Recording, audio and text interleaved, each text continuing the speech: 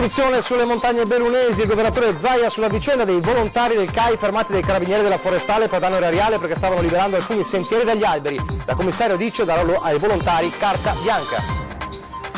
3 alpinisti veneti bloccati ieri pomeriggio sulle Alpi Giulie occidentali nella zona di Tarvisio, difficile il recupero, da ieri sera nella zona sta nevicando, le temperature sono a meno 10 gradi. Secondo una statistica dell'Università La Sapienza di Roma, il nord-est è al top in Italia per qualità della vita, la Marca sarebbe la provincia più sicura, ma proprio nel Trevigiano le razzie in casa e non solo, continua la raffica. Continua lo scontro di governo tra Lega e Movimento 5 Stelle sugli inceneritori e i pentastellati ribadiscono che il modello Treviso è quello da seguire. Violenza su un bus a CTV a Mestre, 3 giovani ubriachi molestano una ragazza, ne nasce una rissa con un passeggero e anche l'autista viene picchiato. Ha fatto la pipì in un angolo della Basilica della Madonna della Salute di Venezia, ma visto è stato sanzionato dalla polizia locale per 3.000 euro, protagonista della vicenda un trevigiano. Partigiano in lutto, è morto Umberto Lorenzoni, storico presidente dell'ANPI trevigiano, aveva 92 anni, aveva combattuto con il nome di comandante Eros.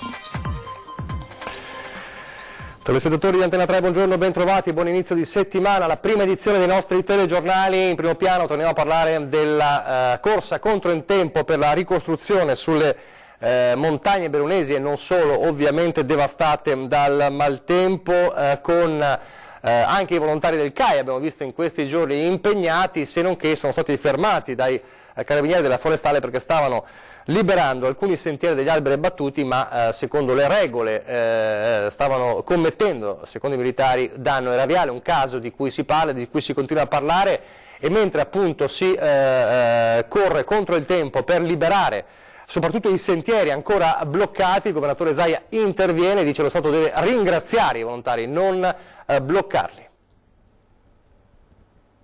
Voglio trovare una formula per cui volontari accreditati come quelli del CAI, che sono il numero 1 insieme alla protezione civile e agli alpini, siano assolutamente autorizzati con carta bianca. Non ci siamo resi conto che l'ufficio complicazione affari semplici è il problema numero 1 in questa tragedia. Al governatore Zaia, nominato pochi giorni fa commissario straordinario per l'emergenza, non è piaciuto l'intervento dei carabinieri forestali dell'ufficio per la biodiversità di Belluno, che hanno fermato alcuni volontari del CAI alpino per danno erariale. Il gruppo, tra cui diversi trevigiani, era intervenuto in montagna per liberare i sentieri che conducono ai rifugi del CAI dagli alberi abbattuti dal vento a fine ottobre. I carabinieri forestali della biodiversità hanno dichiarato che non c'era urgenza di aprire i sentieri. I tronchi dello Stato ostruivano i percorsi, ha spiegato Zaia, e lo Stato non li aveva ancora rimossi. Questa è la verità. I volontari li dobbiamo solo ringraziare, lo ribadisco, anche perché questo lavoro lo fanno gratis. Sempre dall'ufficio biodiversità dei forestali è stato spiegato che il CAI ha tagliato una cinquantina di piante che si trovavano su terreno demaniale per aprire un sentiero, senza considerare che quegli alberi avevano un certo significato dal punto di vista economico. Ma scherziamo, continua il presidente del Veneto, siamo in emergenza e le strade, nonché i sentieri, vanno tutti riaperti il prima possibile. Che cosa sono 50 alberi a confronto dei 14 milioni che dobbiamo portare via in men che non si dica, se cominciamo così? Zaia sin da subito aveva parlato della necessità di intervenire in tempi brevi.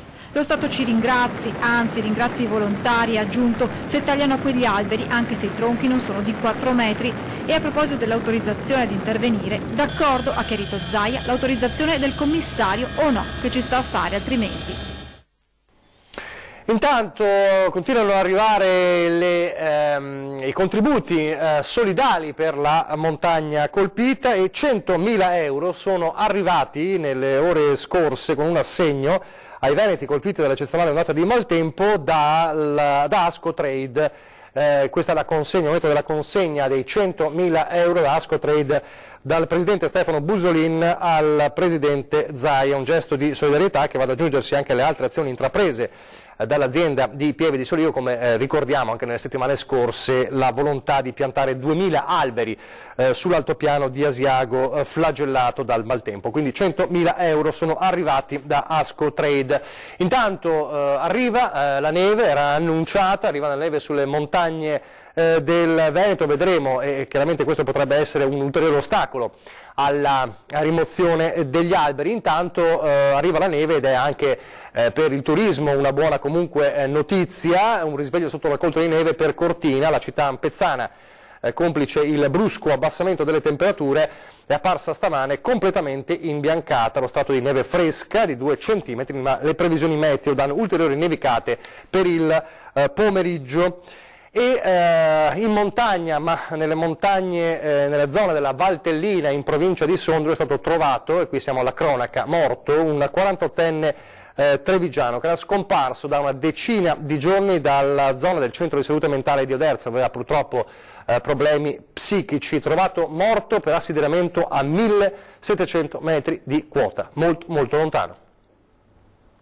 Era fuggito dal centro di salute mentale nello Pitergino, scomparso nel nulla da 10 giorni, fino a ieri, quando è stato trovato fra i comuni di Lanzada e Chiese in Valmalenco, in provincia di Sondrio. Tino Zecchinelli, 48 anni, è morto, secondo i primi accertamenti, per assideramento. A trovare il suo corpo completamente nudo accanto ad una tenda di fortuna in mezzo ad un bosco, la titolare di una baita in località Pauletto, a 1700 metri di quota.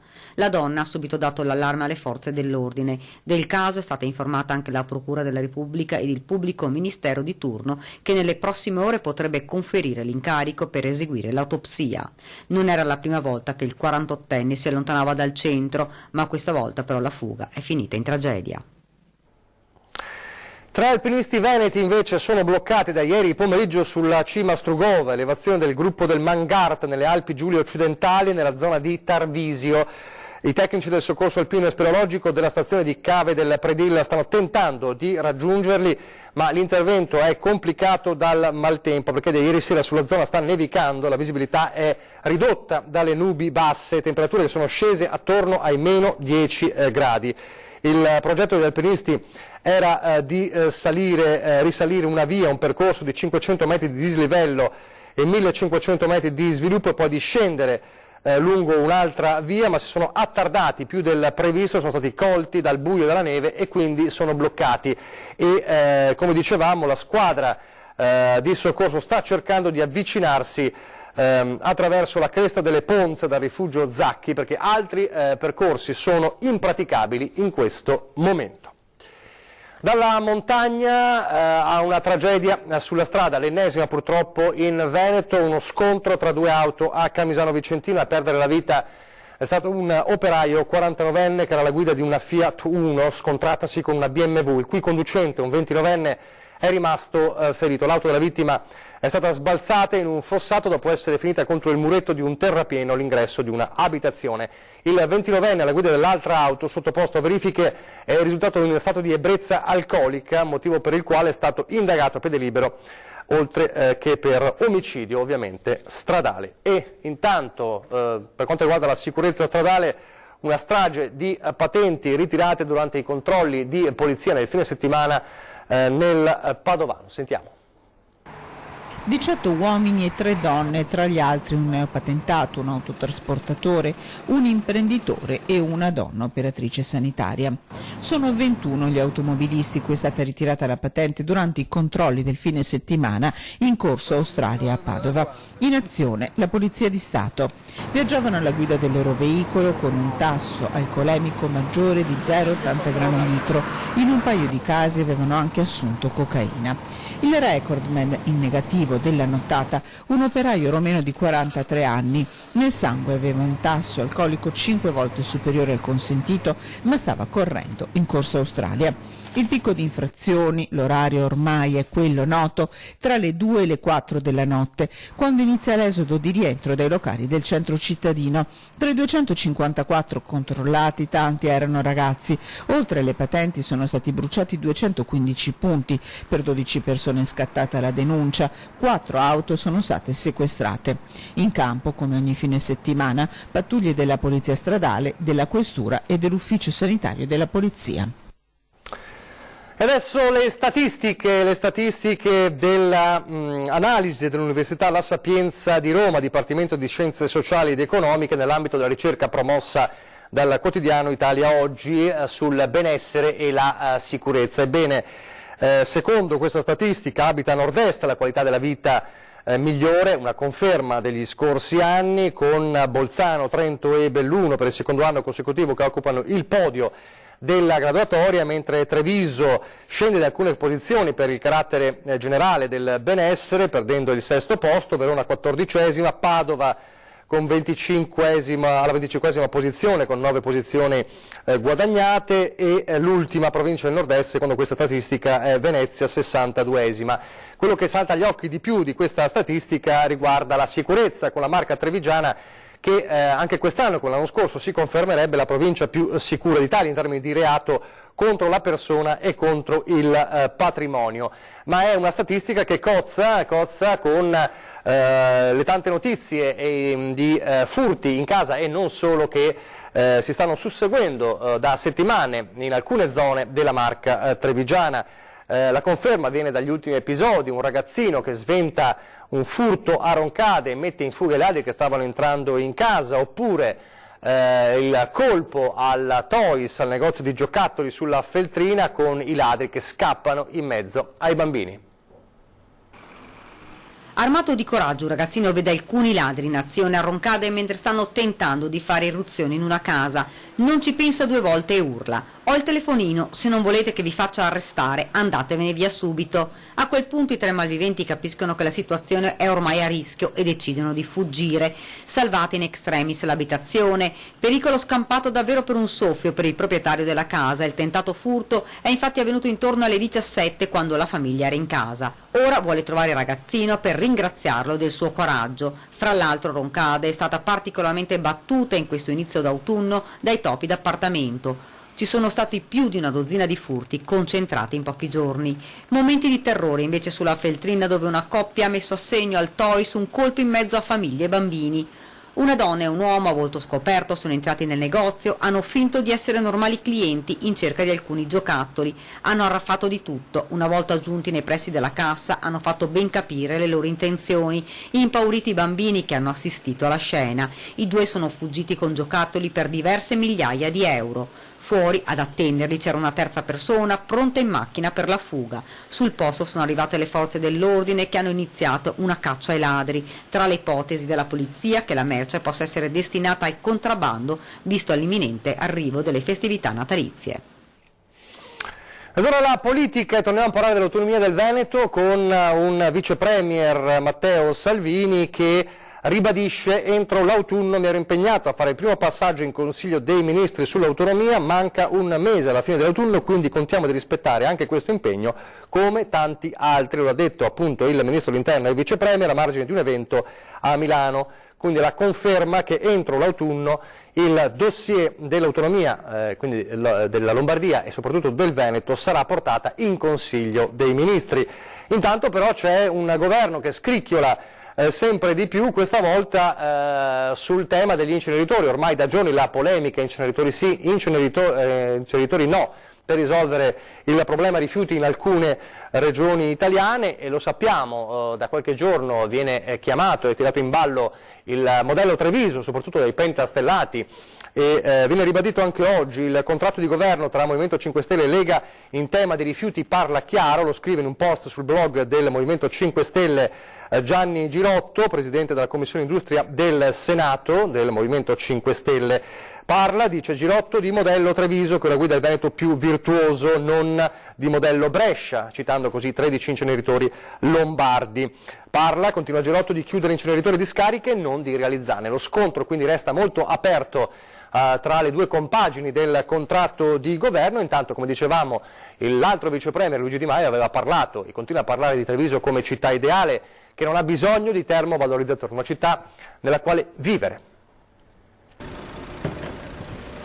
Treviso modello virtuoso, niente termovalorizzatori grazie all'ottima raccolta differenziata dei rifiuti, un modello studiato in tutto il mondo secondo il Movimento 5 Stelle. Ora il vice premier Luigi Di Maio lo tira in ballo, memore della sua visita nella Marca del 2017, per replicare alla proposta di Matteo Salvini di costruire in Campania un inceneritore in ogni provincia per mettere fine alla cronica emergenza dei cumuli di immondizia. Detta da uno di Napoli, dove l'emergenza dei rifiuti è sempre stata all'ordine del giorno, è una cosa cosa abbastanza interessante. C'è da dire che la raccolta differenziata è un'attività che nella nostra provincia è partita da molti anni, ma soprattutto che ha trovato la collaborazione dei cittadini, perché se da parte dei cittadini non c'è collaborazione è un'attività che poi fallisce. Io credo che la soluzione degli inceneritori sia una soluzione sbagliata, perché vuol dire andare a incrementare l'inquinamento nell'aria, pur a norma di legge. Andiamo comunque a immettere tonnellate e tonnellate di polveri sottili e di altre sostanze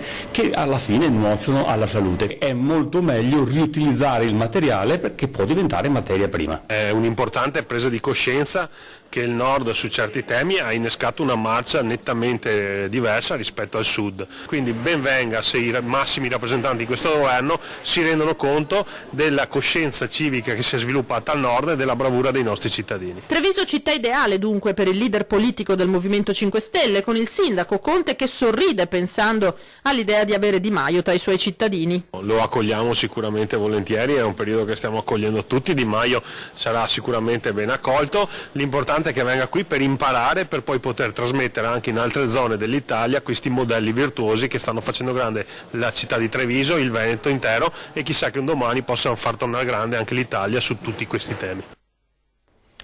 Torniamo alla cronaca adesso con un'altra violenza sugli autobus, e parliamo dell'autobus CTV 4L, una rissa nel bus partito da Mestre e diretto a Venezia con due ragazzi ubriachi saliti sul mezzo che hanno iniziato a infastidire i passeggeri importunando una ragazza. A quel punto uno dei passeggeri ha tentato di bloccare i due, ne è nato un litigio e poi una rissa.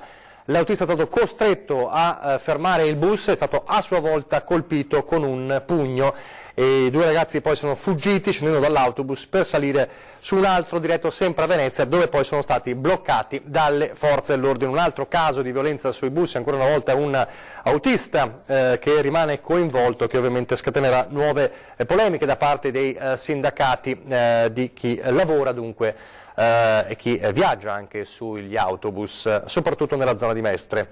Ora nel Padovano, con un grave incendio a Cartura, con un'abitazione a 2 piani andata distrutta nella Bassa Padovana. Paura nella Bassa Padovana per un incendio che a Cartura ha praticamente distrutto un'abitazione a 2 piani. L'edificio ora è inagibile, ma per fortuna non si sono registrati feriti. L'allarme è scattato quando il proprietario, che si trovava in giardino, ha visto il fumo uscire dalle finestre. Sul posto sono arrivati i vigili del fuoco di Abano Terme e Padova, con 4 automezzi e 11 uomini, che hanno spento l'incendio e messo in sicurezza l'edificio, al termine di un'operazione durata alcune ore e conclusa con lo smassamento delle macerie e le verifiche dei tecnici per stabilire le cause del rogo. Sul posto anche i carabinieri di Cartura, che non escludono la natura dolosa delle fiamme. Pochissimi istanti di pubblicità, poi ancora cronaca dal nord-est.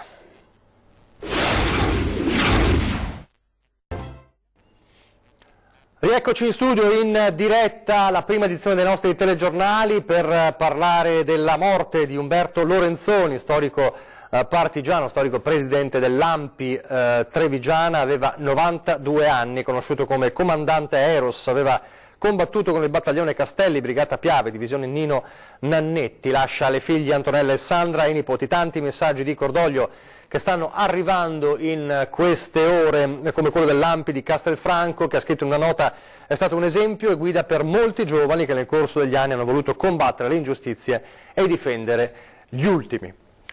A Venezia adesso con un trevigiano, un giovane della zona castellana che si becca 3.000 euro di multa perché ha pensato di fare pipì in un angolo della facciata della Basilica della Salute a Venezia. Ci racconta quanto accaduto Ilaria Marchiori. Ilaria. Buongiorno da Venezia, un altro gesto di degrado, questa volta è coinvolta la Basilica della Madonna della Salute, dove un uomo di origine trevigiana ha pensato bene di fare pipì in un angolo. Questa volta è stato però visto ed è stato sanzionato dalla Polizia Municipale per 3.000 euro.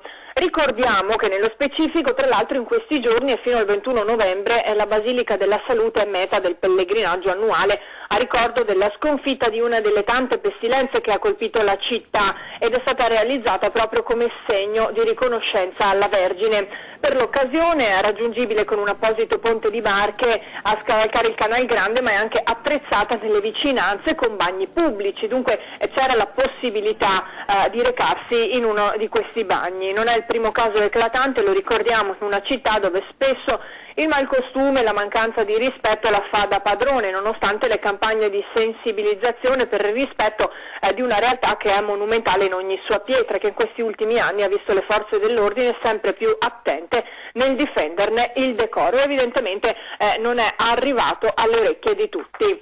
Da Venezia è tutto, restituisco la linea allo studio. Grazie anche a Ilaria Marchiori. Domani alle 15 alla chiesa di Sant'Elena di Silea i funerali di Caterina Schioppa-L'Alba, la mamma di Red Canzian, il bassista storico dei Pooh, che si è spenta ieri pomeriggio nella casa di riposo di Santa Bona a Treviso. Aveva 98 anni. Mia mamma, afferma Red, era una persona affabile, un po' chiusa, che si è sempre dedicata alla casa e alla famiglia, mi ha sempre amato moltissimo, viveva in mia funzione, era la più grande fan che avevo, come lo era di tutti i Pooh, visto che gli altri avevano già perso la mamma. Commovente il post dedicato proprio alla mamma scomparsa, pubblicato su Facebook da Red Canzian. Domani, come dicevamo, i funerali della donna. E sempre dalla Marca, ma dalla Marca è diventato un manifesto internazionale, tanto da essere utilizzato anche dai corrispondenti di Al Jazeera a Washington, un disegno diventato virale sul web in questi giorni, il disegno di una designer, di una illustratrice trevigiana, Marica Zottino, nato dalla rabbia per un caso di cronaca, diventa un manifesto contro la violenza sulle donne.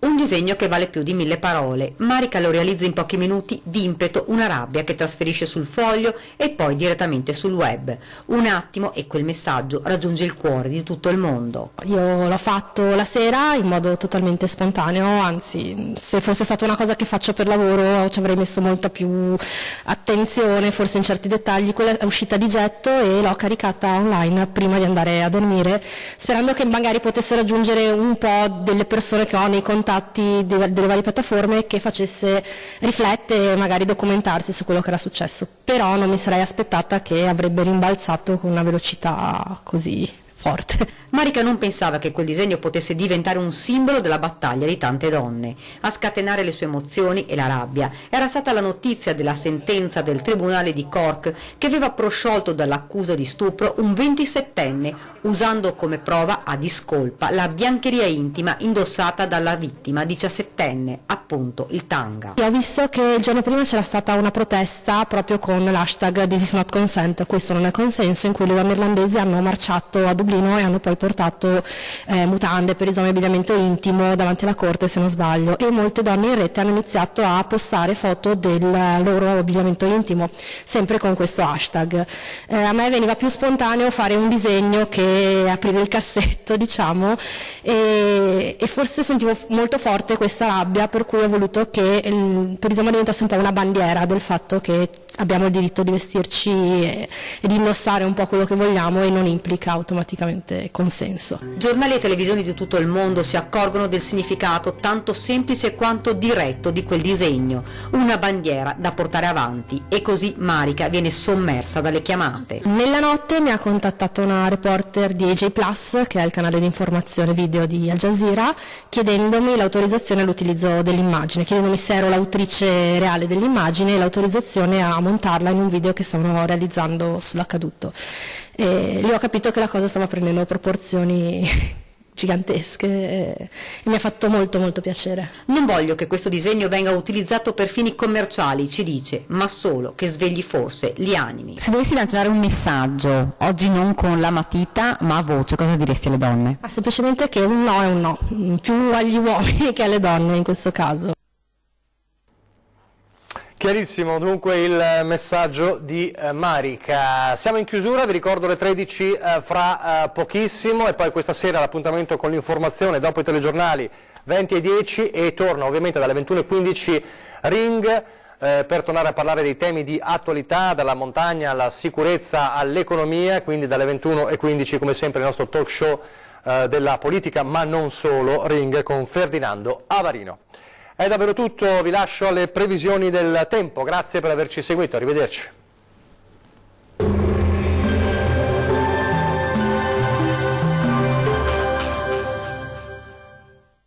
Ben ritrovati al meteo. Lieve instabilità sui rilievi. Ecco il dettaglio della situazione di lunedì 19 novembre. Sul Veneto al mattino cielo irregolarmente nuvoloso ma con ampie schiarite soleggiate. Dal pomeriggio nuvolosità in aumento e non si escludono anche dei piovaschi sui monti. Sempre in genere asciutto invece sui restanti settori. Temperature piuttosto fresche con minime tra lo 0 e i 4 gradi. Massime comprese invece tra 5 e 8 gradi. Diamo ora uno sguardo al Friuli Venezia Giulia. Il cielo risulterà molto nuvoloso e spesso coperto sin dal mattino e per tutto l'arco della giornata. Inizialmente sarà asciutto ovunque, ma col passare delle ore qualche precipitazione sarà possibile sulle aree montuose. Temperature minime sui 2 gradi. Le massime invece risulteranno piuttosto fresche, comprese tra 6 e 7 gradi circa. Vediamo infine la situazione del Trentino Alto Adige. Addensamenti al mattino ma in genere senza conseguenze. Non mancheranno tra l'altro ampie schiarite soleggiate. Aumento della nuvolosità a partire dal pomeriggio anche con qualche precipitazione, anche nevosa, sui confini alpini. Temperature minime tra 1 e 4 gradi. Massime oscillanti invece tra 9 e 11 gradi. Dal meteo di Antenna 3 è tutto, arrivederci e al prossimo aggiornamento.